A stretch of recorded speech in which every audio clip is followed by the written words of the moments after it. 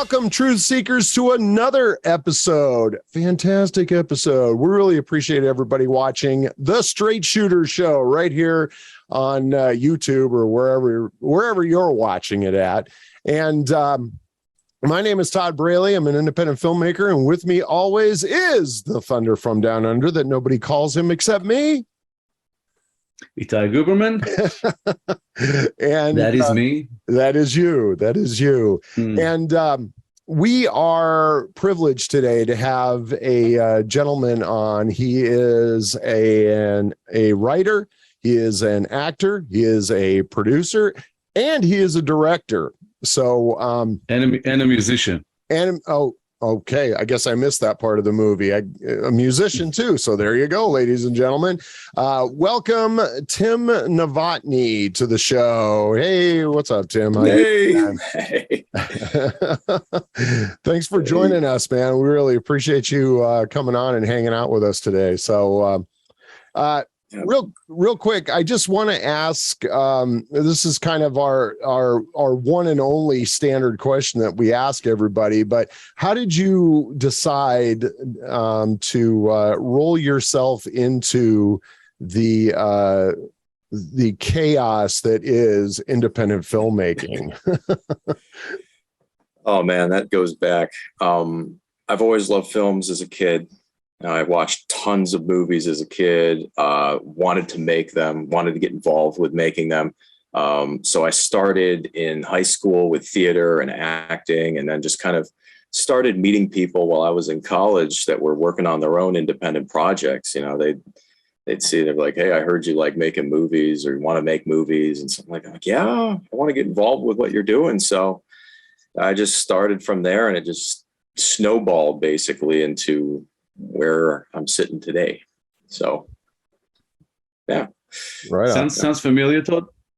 Yeah, a little bit. Yeah. Yeah. Just a hair. Yeah. Aside for the acting part, yeah, it's almost exactly the same. Yeah.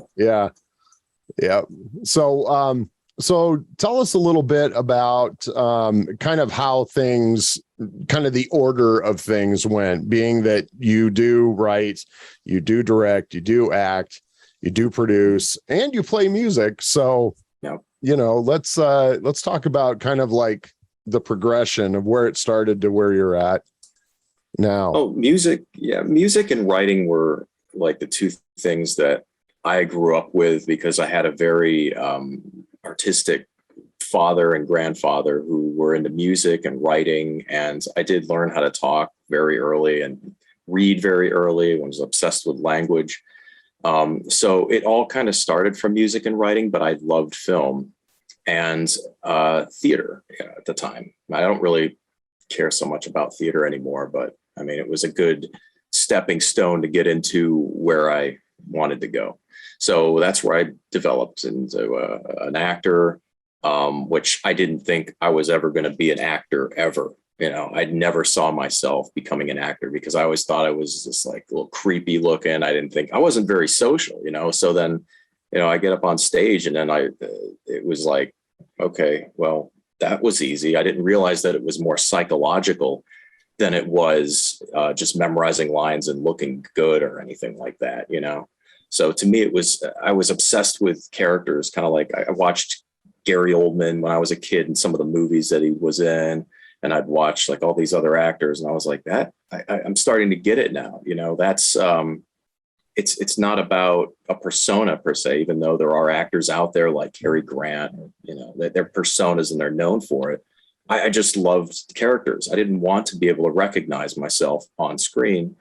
And I mean, I get cast looking like myself, which I'm like, can I just put like well, not all the time. Yes. The ones that are really fun, you know, I enjoy that I can play monsters or creeps or weirdos or whatever. But yeah, acting started there, but filmmaking was, you know, a little bit later. I started making my own movies. I did a music video in 2012 and started my first short film in 2012. And then from that point on, I just started directing and writing. And it just kind of became this thing, you know, that I couldn't stop doing. It became kind of an obsession and a passion. So, I mean, and even with like the last couple of years, like a lot of projects that I've been working on have kind of taken I don't want to use the word downfall, but they were kicked in the nuts pretty bad, I guess you could say. But there's still some stuff that we're working on that's coming along. So it's going okay. That first short film you're talking about, is that Twisted Fate? Yep, that's Twisted Fate. And it's funny that you talk about theater, because I thought there was an element of that in that film. Yeah, I mean, it was very, very theatrical. Like a play. Yeah. It was like a play. I had two people that never acted before in their life. I had this $12 like crummy little handy cam in a basement, and it was kind of like, well, I want to put something together. And it was like the one actor in that film, Kevin Winstead, has been a consistent actor. He was my first actor, and now we're actually working together more, and we co-wrote the Mephistopheliac, which is a project that it's in development right now, but we'll get funding pretty soon, and it's going to be started next year. So it's you released a teaser trailer for that one a while back. That was back. That one? that was back when we were thinking about making it a web series, but it was still kind of it was like an introduction to who that character was a little bit and what he looked like. We do have some promotional stuff coming out pretty soon that's going to go deeper into that. But it's a pretty cool story. It's kind of like Fight Club meets Jekyll and Hyde, sort of, but with alcohol addiction and severe psychosis. So from the trailer, you can't tell much as far as the characters. Is it like supernatural or is it not, or whatever? Yeah, it's not a supernatural. Yeah, I mean, it's not a supernatural character at all. It's very. The character is very mentally ill. Let's just put it that way. But that's what you get from that little teaser, is that he's a son of a bitch. I mean, so that was pretty. I don't know. Some people would call it extreme, even though you don't really show it. But well, it is. I mean, what happens there in the script? Because we finished the script about a couple of months ago. When people see this character, he is probably going to be the most hated villain ever. I mean, he's just the most disgusting human being alive. I mean, and Kevin is going to play the part. Yeah, I mean, this Kevin is definitely. I mean, we've been working on this thing, and he's so ready to do this. I mean, he's getting in some fighting shape. He's working out. He's got some weights going on, man. He's really pumped up to do this character. Both of us are excited about that project. So it's going to be a good one. Todd, I think Art the Clown is more loved than hated, but I agree with you. Yeah, I can't. Yeah. I saw Terrifier. I was like, there was probably one scene that I was like, that was a good kill scene, with the saw, the wishbone thing. But I mean, Art the Clown is another clown. And he's that little supernatural thing they threw in there also, I thought, kind of weakened that character. In that respect of hating him, so you don't hate him because you go, well, it's supernatural. That was the kind of hate that I was talking. I wasn't talking about a hated character. It was kind of one of those things, because I was not a fan of Terrifier. And I was okay with it till he pulled out the gun. And when he pulled out the gun, I went, okay, come on, guys. Yeah. Where are we? A lot of people. That was. No, I respect the what they've done with Terrifier, because it it's you can't argue the success. Yeah. So they did very well in that respect. Absolutely. Some things are not exactly to my taste, but so what? Yeah, it's just another horror film, Yeah, that's how it is. Well, and I think what's cool about the trailer that you did. It doesn't give everything away. I mean, even in teaser trailers these days, they just give away too much, And I saw I saw the Halloween Ends trailer yesterday. Oh, geez. And I'm like, we don't have to see the movie now. Literally, we don't have to see the movie. what's different anyway from the previous films? It's the same thing. It's the same thing. It's the same thing. Yeah. But it's the end. Allegedly. It's not going to be the end. I mean, it's until the franchise runs out of money, you know, and then they're going to want to reboot it again and again. And right. Again. They're gonna milk the crap out of Michael Myers long after we're around. So yeah, you know. Yep. Exactly. So with your the first project that you ever directed, I mean, I know how it was for me the first time I directed something. When you got it done, you got to put together, or not even that, just being on set.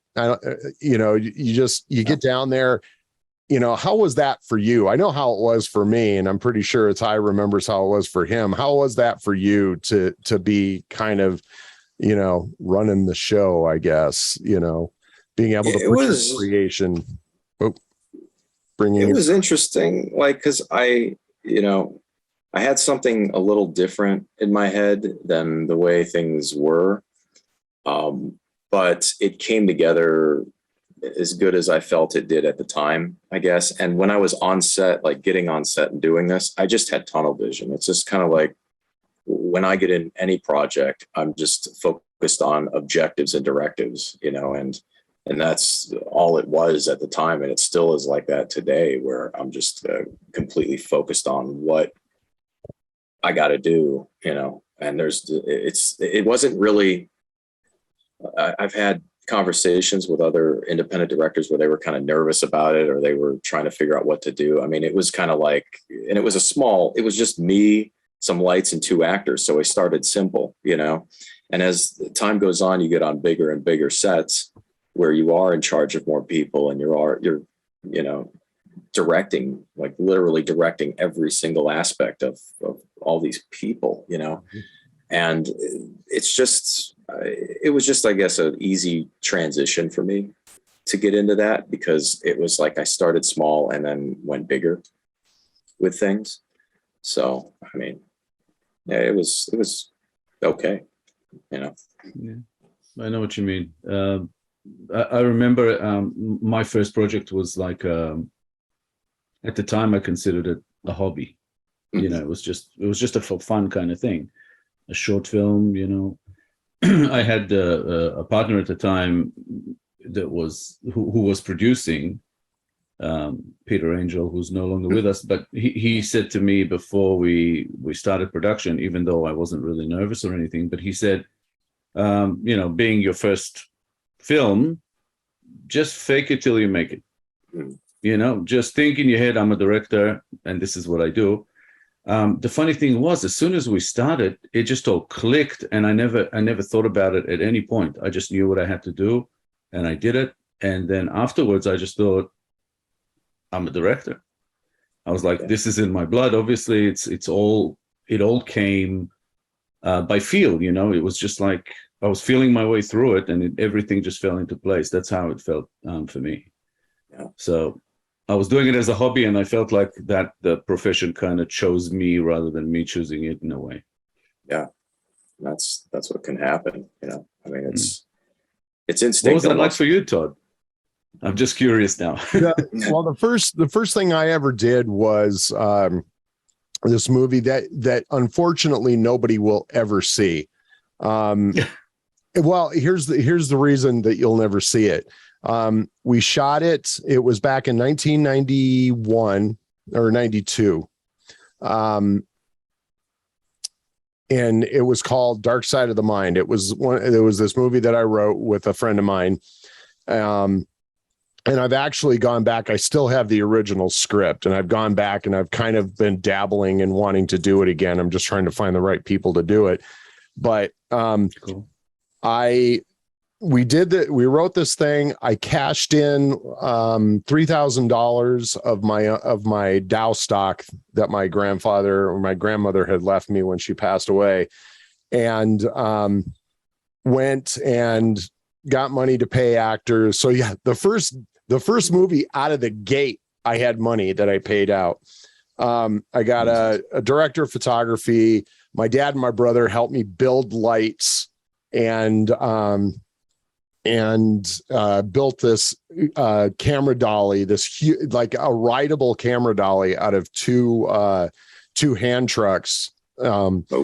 And I just remember the first day that we were shooting, things were really chaotic. I didn't have the knowledge yet of how to control my set. And I had one of the actors, it was my buddy Tim Pianadosi, the guy who I wrote the script with. He grabbed me by the shoulder and literally yanked me off set we were shooting at my house, and took me out into the garage. And he slammed the door, and he grabs me by the shoulders and he says, Todd, he says, take control of your fucking set right now.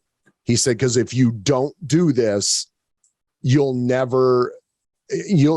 have a handle on it. And everybody in there, because everybody had a thought about something. And I had done rehearsals before, but all of a sudden now it's kind of weird what happens when you get on set, even though you've rehearsed, you've done a lot of stuff. Then all of a sudden, I find myself, further in my career, changing things and that, but that's just par for the course. That's just part of what you do. But he just told me, he says, get control of your fucking set.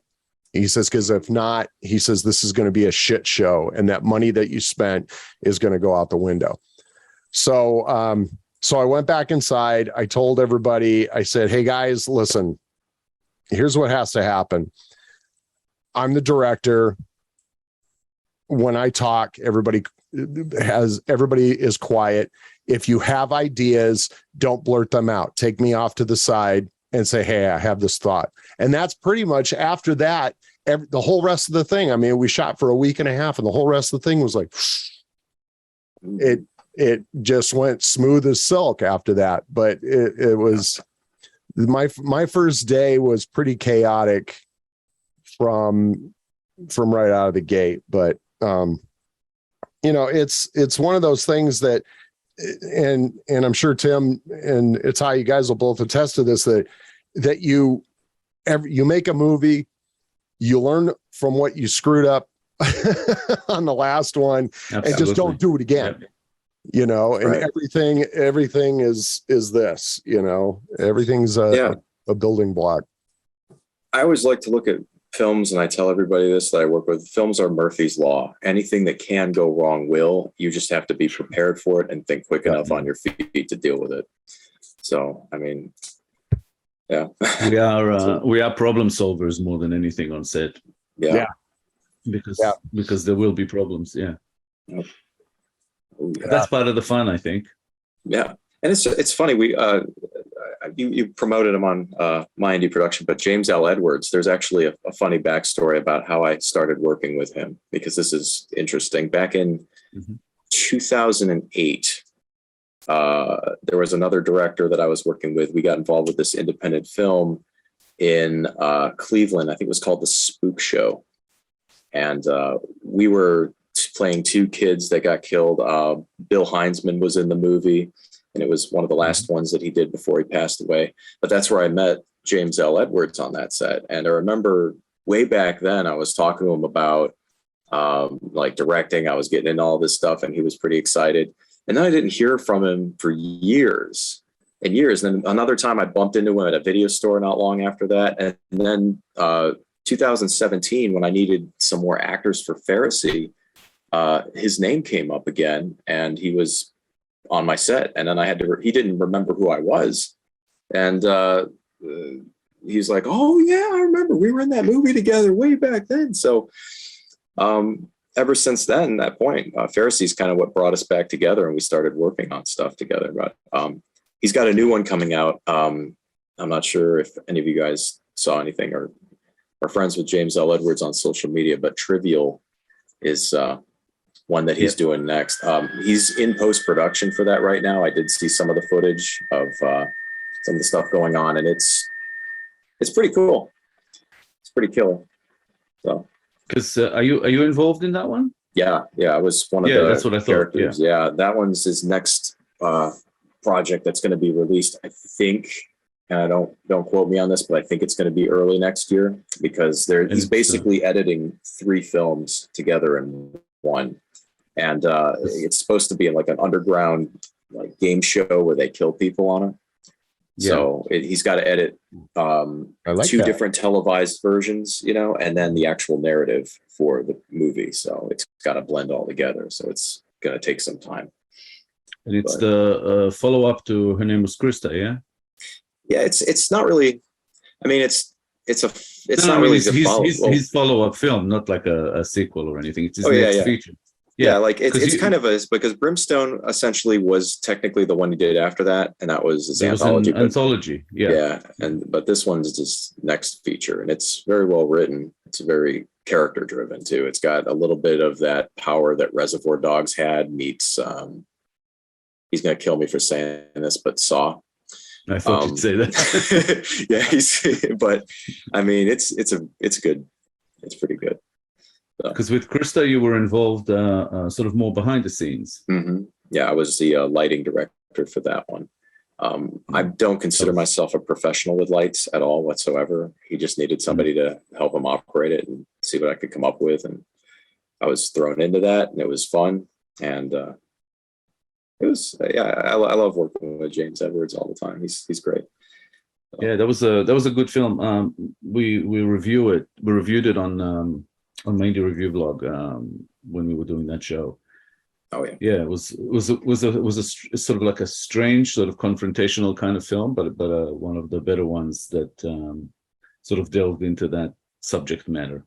Oh yeah, I mean, you see films that are about necrophilia, like Necromantic and stuff, and they always kind of go into the more horror side, like, and everybody's creepy about it. And this one really humanized necrophilia as to how somebody could get into that position, and he did it very well and tastefully, at least till the end.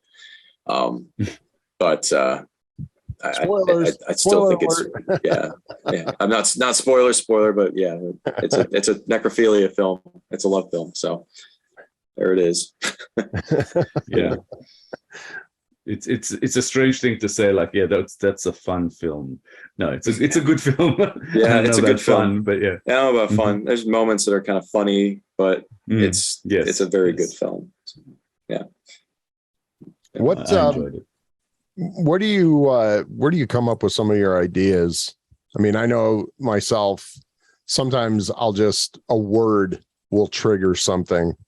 I don't know how do you come up with your ideas for your different concepts and that for your scripts? Well, it's kind of a combination of books that I would read from like an early age, like anything from H.P. Lovecraft to Clive Barker to Edgar Allan Poe to classic literature, those were kind of the early inspirations for some of the like short films that I did, or even just like my first feature. But sometimes it's just the ideas come from these really odd views that I have of society that are a bit morbid, I guess you could say.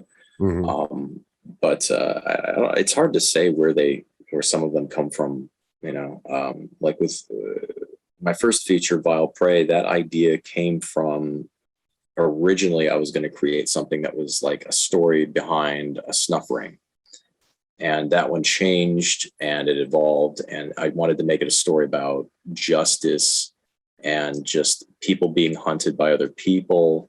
And who's really the bad guy? Who's really the good guy? There's no line, but it's all blurred. The lines are just blurred, So I get really weird ideas for some of my stories, and I can't completely say where they come from 100% of the time. So they're out there. How did things roll into making Vile Prey? I mean, I know it was. From conversations with you in the past, I know it was fairly low budget. Oh yeah. But it looked like a pretty substantial production in the way of locations and people involved and everything. Yeah. I mean, it was a bit more about that. Yeah, it was because I had the script idea since I was like in high school, right? That's where it originated from. I shared it with another director. They stole bits of it, which I've learned very early. If you're working on independent film, if you're dealing with independent film, never tell anybody your ideas, even if you're drunk at a party. Keep them all to yourself, because the original concept was semi-stolen. At least the best aspects of it, which I was like, okay, whatever. I didn't like the story anyway. But it just kind of evolved, and it was like I wanted to just make a story about the people that were serial killers that had the tables flipped on them and put into a situation that they couldn't control any longer. And it was simple. I mean, I had like maybe $200 or something like that to make it. And a lot of the actors that I had were either new or never tried anything before, obviously. But I think it worked out at the time for what it was. It's still kind of, people still talk about it. And unfortunately, one of the makeup artists that worked on it has passed away recently. And I went to his celebration of life party, and his name was Jeff Stover. He was a very talented effects artist with Ron George. They both introduced me to each other, but he worked on a lot of the prosthetics, and I didn't realize that a lot of people that knew him and his family were fans of the film. So that was kind of an eye opener for me, and they still talk about it. So I was like, all right, well, that's cool. Yeah. No, it's a good film, especially a great sort of first feature film. You know what I mean? It's pretty violent. It's not for everyone, obviously, just on that account. But I really enjoyed it. Well, thanks. Yeah, I hear a lot about that one, and I share it as much as possible. I put it out there. It's one of my better times in film, before things started getting really difficult. So I think that was the one time I worked on a feature film that I directed and had a really good time making. It's like when things were still innocent. Yeah, it was the innocence phase, before the dark times. Yeah. Yeah. Before the dark times. Okay, so what do you mean by difficult? Everybody's got their own version of that. What do you feel as though when things started to get difficult? Difficult, what I mean by difficult is some of the personalities that get involved as actors or as crew they don't just disagree. They literally make problems. They cause havoc on set. They start controversy. They start disrupting, sabotage. I have had a lot of sabotage, even up to this day, with things. And that has interfered with a lot of just the production. And it's really kind of becoming a sad world that we live in, where the egos are so inflated and so insane that it's like, instead of people coming together to make something and trying to make something work, everybody's trying to take this piece of the pie and destroy it and make it all about themselves and then throw everything away with it. I mean, it's kind of hard to go into too much detail, but it's just really aggravating as a filmmaker, or even an artist for that matter, because it's like a very self-indulgent, selfie world, very narcissistic world. And it's difficult. Some of the personalities that I dealt with were like nasty, not just mean, but like bad, criminally bad. So I can relate. Yeah. Yeah. And it's mostly jealousy, and it's just pathetic, really. Well, jealousy, or, we've had this conversation before, so I'm not going to get all into it, but it's also people having the lack of knowledge of the business, or the thought process of, I'm going to throw a monkey in the wrench on this one, then not thinking that that's going to follow them down the road. And, I mean, I've had people do that to me, And I get what you're talking about, but then they paid for it later because of their, because they didn't think that doing what they were doing wasn't going to get to the next production. And then somebody goes, oh, well, I'm not going to hire them. You know, if they did that to him, they could do that to me. And so I just don't think they think anywhere beyond whatever is going through their pea brain at that moment, that shit's going to follow them. And yeah, I feel you, man. That sucks. It sucks that has to happen. And a lot of people who are involved in filmmaking think that this is sort of an exclusive thing for like indie at the lower end when there's no budget, but it's not. Even when you pay people and it's not on volunteer basis, it still happens, and it happens a lot. Happens even in Hollywood and all of that. So it's like, why wouldn't it happen here? It's just people being people. But we have to kind of work and plan as much as we can to minimize that. But it's not always, smooth sailing. Let's put it that way. Yeah. I mean, how did you decide to handle some of that stuff? You don't have to give us details, but it's just, how do you feel mentally? Because I know there's a lot of people that are out there watching that are either going through this or have gone through it, or maybe not have had to go through it. I mean, what was your kind of like way of dealing with what you had to deal with? Again, just having known Tim from social media for a few years, I'd say there's probably a few burial plots in his backyard. Well, the fear is really good. Let's put it that way. I mean, but I handle it very professionally. At the end of the day, I'm just very solid with people. And I say, look, this is the way things are. If you either are a part of it or you're not, and it's that simple. Mm-hmm. Fortunately, I am working with a fantastic director who we're doing a 48-hour film together this fall. Her name is Ieko Tamu, and she is going to probably be my AD from now on, because she does not bullshit or screw around at all. And just, we work together on we're on the same mental level. And I'm like, that's the one thing I definitely need is an AD from this point, because doing all this stuff myself, it's like there's the mental capacity at this point, and at my age, it's like it's gone, So I need to have that extra set of hands and eyes and ears that can help me coordinate things when I need people to be where they're going to be, especially when you're on bigger sets with a lot of people. So, yeah, totally, yeah. You have to have an AD because. Once you're on set as a director, the bigger the production, the more you need to be with your actors, and you need somebody else to deal with the crew. Mm-hmm. So yeah, it's like hugely important. Yeah, it really is. What have you, as far as crew in the past? I mean, how did you accumulate? I mean, do you have a set group of people you're trying to work more with now versus in the past, or have you kind of accumulated those people along the way?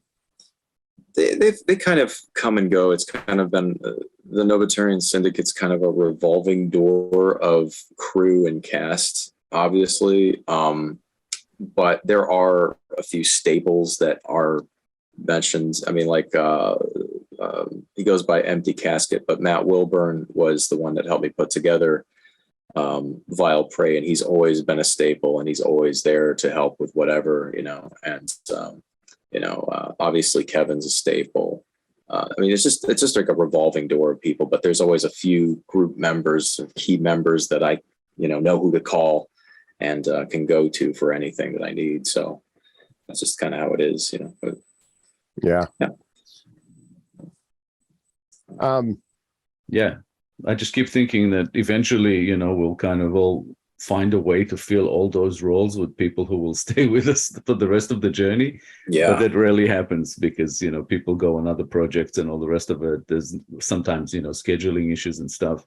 And you have to work with new people. And you know. I mean, that happens. I mean, there's obviously a handful of filmmakers in the state, because I'm in Ohio.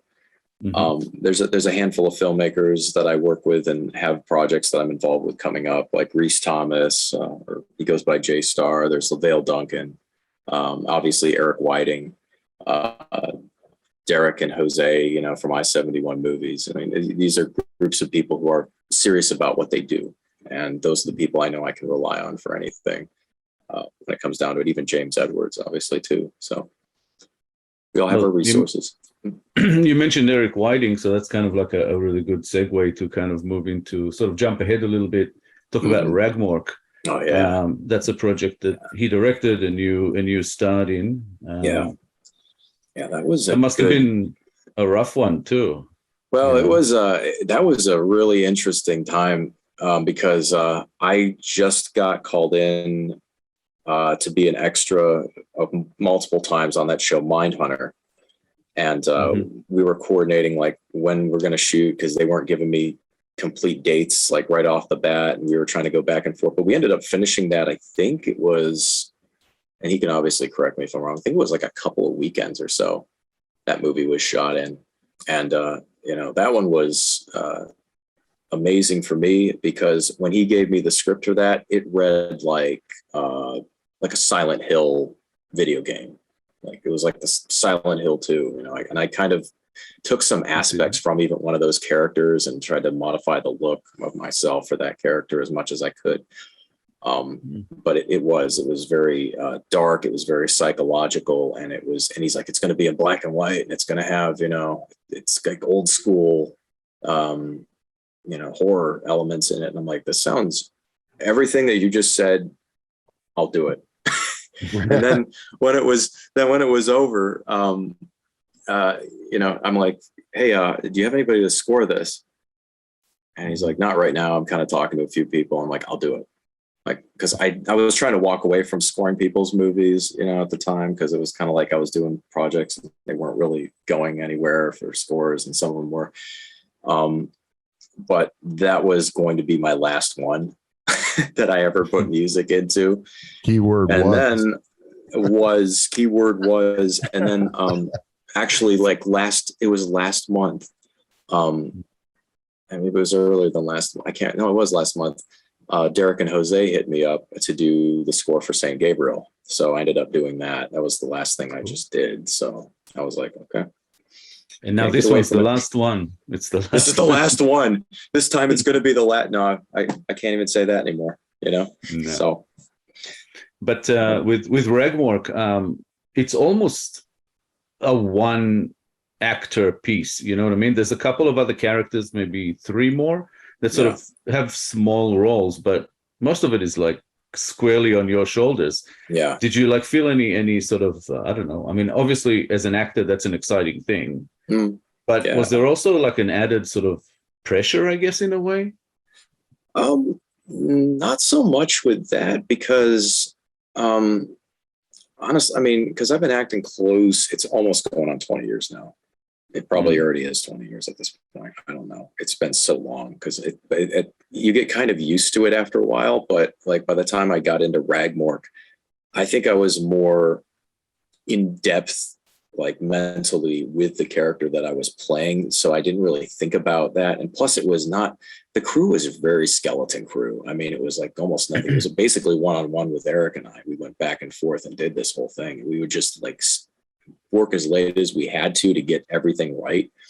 And it was very comfortable for me to get into that character and that mindset to play that. So it was, I guess there was pressure from myself and, you know, but not so much from like external sources or anything like that. The pressure was more of, am I doing the right thing? Am I going in the right direction with this character?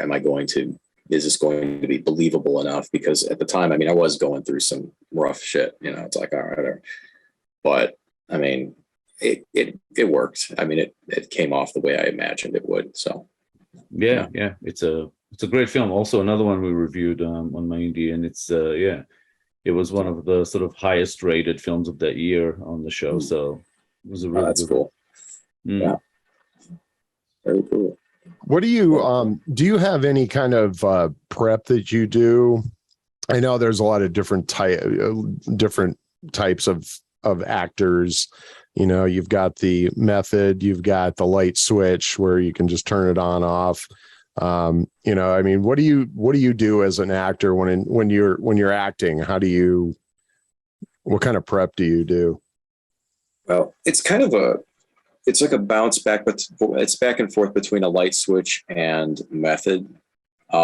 Certain characters that I play require a little bit of method. And when people hear method, there was even a discussion I got into with an acting teacher somewhere. And we had an argument about, he's like, all method actors are assholes. They treat everybody like, crap on sets. And I'm like, well, that's not really how method acting is supposed to go. It's more of how you condition your own psychology and even your own health to become the character that you're playing.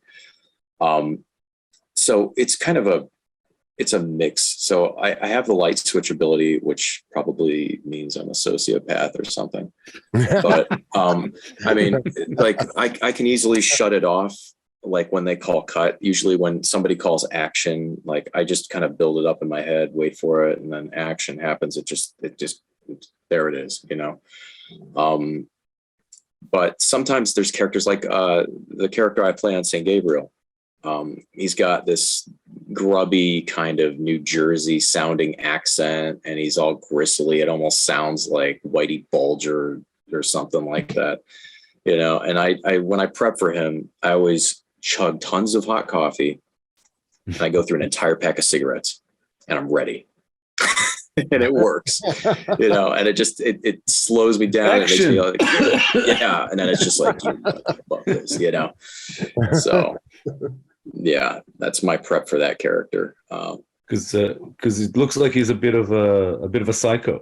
Oh, he is. Yeah, he's a pure psychopath. Must be fun to play.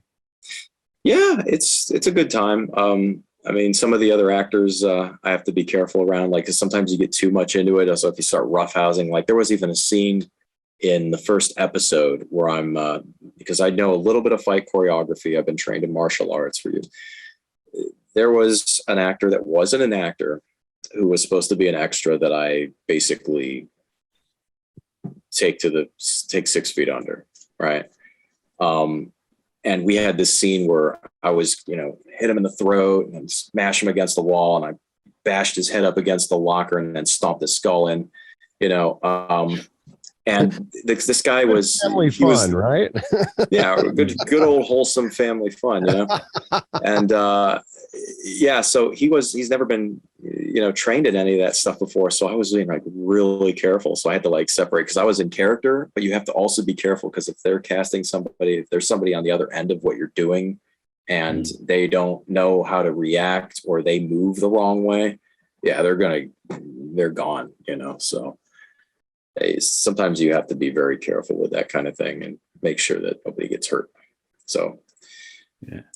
From seeing a little bit about of this character, I got the vibe of like he's somewhere between that sort of American Psycho kind of thing and Sonny Corleone. Yeah, I mean he's kind of the inspiration came from just watching Joe Pesci in a lot of gangster movies, growing up. Because nice. I've always, ever since I was a kid, I always wanted to be a gangster in movies, So, yeah. I mean, it was like that was something that I wanted to do, and it's kind of a dream character that I get to play. But he's not really.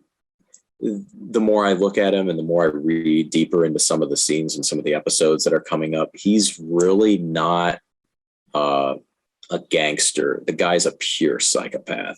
Because I've watched interviews with people like Michael Francis and Sammy the Bull and stuff like that, and I see a lot of these guys, and the lifestyle of a mafia guy is very it's kind of, you have to be very careful. It's very businesslike. Everything's very controlled. This guy's not controlled at all. He's off his rocker, and he's purely psychotic. So yeah, I just went that direction, and they like it, I guess. So I'm doing it.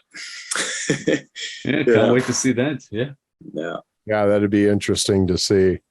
So, I mean, what kind of movies do you usually gravitate to when you're I mean, I like dramatic films myself. I can do a good action sci-fi, something once in a while, but I always gravitate to the more dramatic films. What about yourself? Yeah, I'm pretty much the same way.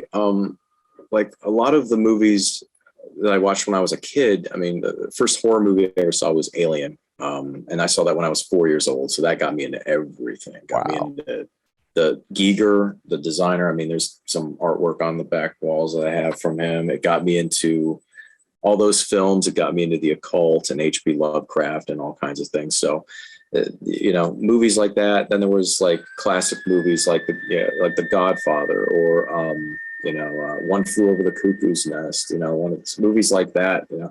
It's just a real mixed bag of what I look forward to. There's one that I'm looking forward to on Netflix coming up, and it's a readaptation of All Quiet on the Western Front, which was one of my favorite books that I read growing up. So I can't wait to see that one because it's been done a couple of times, but it's just all over the place. It's everywhere. I hate romantic comedies usually. I don't really get into those. I don't know. It's just something phony about them. And all the covers, if you've noticed on DVDs, look exactly the same for romantic comedies. They will have that multiple picture cover of whatever the hell's going on. So I don't really watch a lot of those, but it's funny you say that. I just when my wife and I went on vacation, we listened to Matthew McConaughey's Green Light book on audio, or what is that? Audiobooks? Well, it was Audible. That's the name of the thing. Anyway. Oh, on Audible.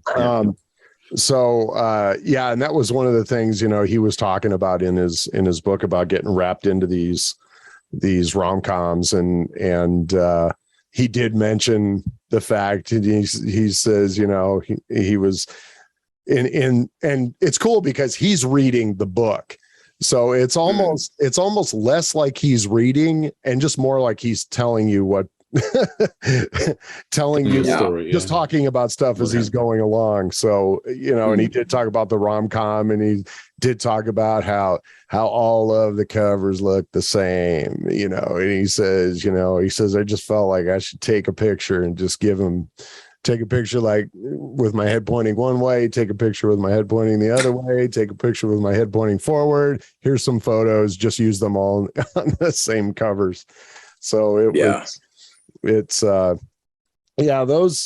those I don't know. We haven't seen anything with those as of late. I mean, a lot of, I think they save those for the Christmas movies now. They don't pelt us with them like they used to.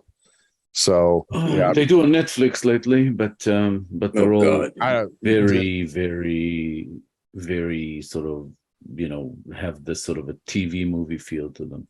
Mm-hmm. Yeah.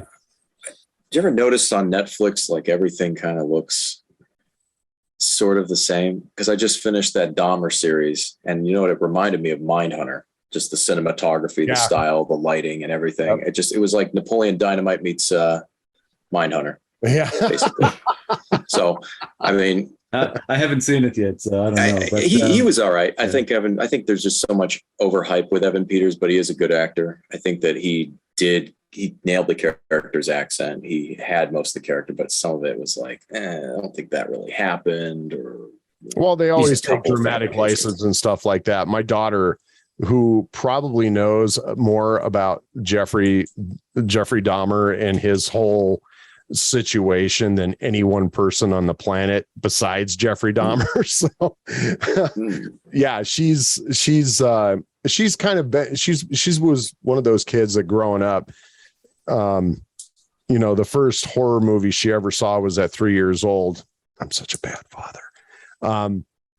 And I showed her Day of the Dead, Romero's Day of the Dead. And that was a movie that she used to watch before she would go to bed. She's like, she'd be like, zombie movie, Dad, zombie movie. It's like, oh God. And then my wife, of course, was just having a coronary over it. But you know, it was kind of funny because we sat through the first couple episodes with her, and she really likes Evan. What's his last name? Peters. Yeah, Evan Peters. Yeah, and she really likes him because she's done every season of American Horror Story and whatnot. And it's just funny to watch her because we would sit there and we're watching, and my wife and I both, it'd be like almost simultaneously, we just turn our heads to look at Brienne, and she would be, okay, pause it, I'm going to talk about this. So we got this running commentary. That's great. This running commentary. Okay, so when that happened, that didn't actually happen. When it got to this part, that was actually a 2-year time span between this and this. and she goes, they really shortened it, and that they didn't do that, and they did. It was just, you know, and that was just the first 2 episodes. I think we're on episode 6, and I feel kind of bad that we took off and watched it without her, because my wife and I, we'd text her every once in a while, hey, we're at this part, what happened, you know, did this part happen, this part happened, and she texts back, yeah, okay, well, that part with that, and blah blah blah. And so we just get this running commentary from her. And so I mean, the look, everything, I don't know, I think everybody that shoots these days, everything looks the same, you know, and everybody forgets, because somebody back in 2010 decided that a 50 millimeter lens was the only thing to use.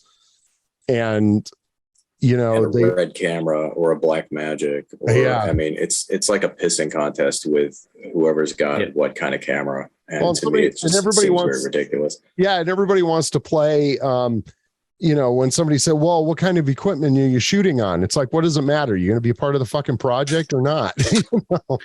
I want to make something where I'm shooting with this thing and try to make this thing work. And if this thing gets on Netflix, whatever happens, that'd be the day. And that's over. Yeah. Because I find it hilarious. They actually include it now at the end of the credits. It's like shot on red. Who cares? Yeah. Who cares what you shot it on? I'm like, why is that in the credits? Yeah. Well, because it's like Tim said, the egos. It's all about, I shot on this. I shot on a red. I shot on this, you know. And when somebody, I had a conversation with a guy a few months ago that said to me, you know, well, when he saw, what did he see that we did? He saw that we did, he watched You Like to Draw, and then he had seen Silence before that. And, you know, Silence was all shot with the Canon 70D. I had, you know, I think at one point, I think we had 5 of them on set. And then the next one that we did was with the Lumex mirrorless. And he says, you know, that stuff, you did good with what you had available to you. And then I thought, okay, here comes the speech. And how condescending.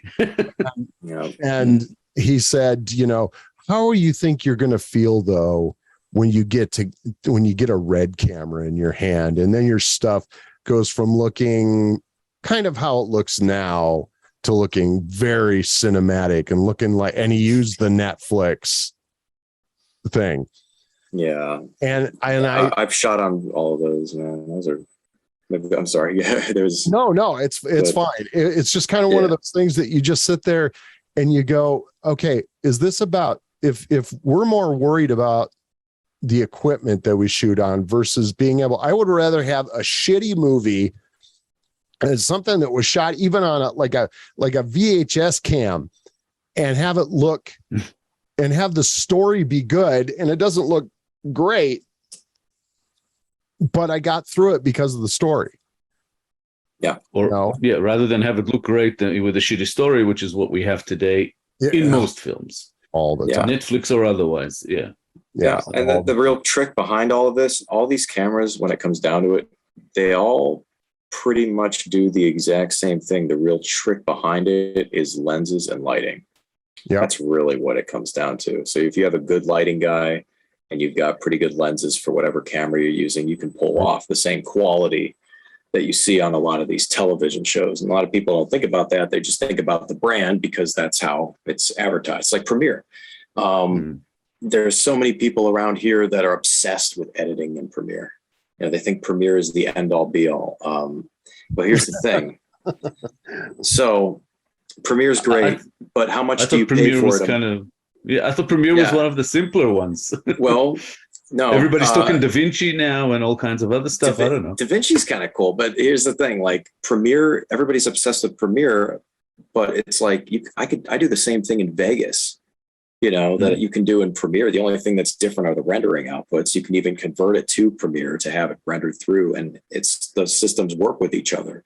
You know, so it's like, and I don't have to pay like $50 a month for Premiere to have it. I got it free right now because it's Vegas. So it's like some people are just shelling out cash just to pay for an editing program. And I think that's ridiculous. You know, get what you pay for and just use it. Keep it. Yeah. Well, I learned on Premiere. I mean, when I started editing on Premiere, it was 3.0. So that's how long I've been using Premiere. I just continue to use it just because that's what I learned. Yeah. So it's, you know, and I'm not, I tried using Final Cut. I was not happy with that. But at the same time, my son, who does exactly what I do, cuts on Final Cut and does some pretty amazing shit. It does. It has amazing capabilities. Some of those post-production effects are insane. They can do with those. But it's really the editor and not the program. Yeah, you know? It always is. So, you know, I mean, iMovie, you know, you can cut shit on iMovie. So, I mean, when people are jumping up and down about the thing, I just think that it's the person using it. I've always thought it's all down. It is. It's all about who's using it. And it's become, what annoys me the most is it's almost become like a really big, like hype popularity contest with who's using what. And then there's also even actors and production people involved that are out there in the film industry or just even in general. They're like, what are you shooting on? What are you doing? What kind of, you tell them and they're like, nah. Like, yeah. That doesn't matter, you know? For most of my projects, I can't even answer that question. I don't know. I don't remember because I don't care, because it's the cinematographer who deals with that. When I start a production and I start working with a cinematographer, they tell me what camera they want to use. I supply it. That's it. You know, I don't really get into, what can you do with this or whatever. I tell them what my vision for the film is. And then, you know, they tell me what they need to get it done. That's it. After that, I forget about what camera we used. I really couldn't tell you for most of them. Yeah. Yeah. I mean, it's all, to me, it's all just nonsense. Because at the end of the day, what makes a good film is the resourcefulness that you have with you and your crew, the good story, and just how it looks and just how it feels. Because it's almost like a living thing at the end of the day. You know, it's like you're creating this living thing for people to consume and digest watching.